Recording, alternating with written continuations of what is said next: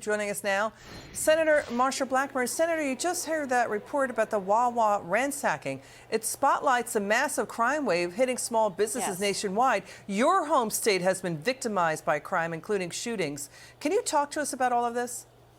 Yes, indeed. And the American people know that there is rising crime across this country, and it is coming because you have DAs and prosecutors, you have judges that are weak on crime, and these violent offenders carry out these crimes.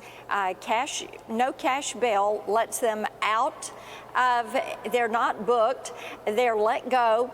And you can talk to cops who will tell you that the criminal is back on the streets before they can finish the paperwork. And they know that there is no penalty. They know they're going to be able to just walk. So that is what they are doing. That's pretty dangerous stuff, Senator. And the other thing, too, Senator, to your point, the midterms, the polls show, the midterms are about crime, inflation, and the economy. That's what voters are saying. But let's listen to the White House press secretary avoid questions about crime. Watch this. Crime is a huge vulnerability for Democrats. I would say one of the biggest vulnerabilities. Jen Psaki says that crime is a huge vulnerability for Democrats. Why would she say that? You know, again, I can't do electoral politics from here, as you know, but I don't agree with your characterization of what she actually said. Does President Biden think America's big cities are safe? It is not a yes or no question. These guys are ruthless on the other side. Where are we? Where are we organizing bottom up a compelling alternative narrative? Where are we going on the offense every single day? They're winning right now. That was California Democrat Governor Gavin Newsom, Senator. He's complaining about building a narrative when Democrats control the White House, the Senate, and the House. And why is the White House dodging the question about crime when Jen Psaki already said it's an issue? Well, they should know it's an issue. I think they do know it is an issue. They know it has happened on their watch, and they are trying to triangulate and change the conversation. And the press secretary's response to this, by trying to talk about Medicare and Social Security and all these other things that have nothing to do with crime. People know there is a crime wave hitting this country.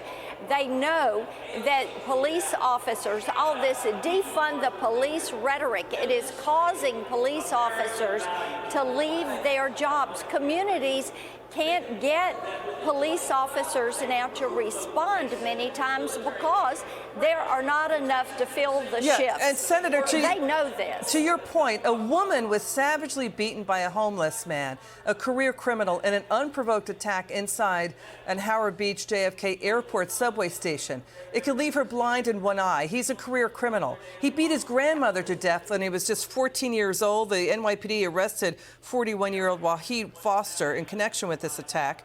It's caught by a security camera. This is brutal. This is brutal stuff. And Senator, what I want to point out is even Democrats are being victimized by crime. We're talking Democrats like Mary Scanlon of Pennsylvania and Illinois Democrat Kimberly Lightford carjacked at gunpoint. The home of California Democrat Karen Bass, that home was robbed. And former California Democrat Senator Barbara Boxer mugged and assaulted in broad daylight last summer. So what is Gavin Newsom talking about the narrative? These are women. Where's the Me Too movement? Where are female Democrats standing up and saying women are getting victimized? Where are they? Where's the Me Too movement? Well, they don't want to point out that the Democrats have made very bad decisions when it comes to dealing with crime.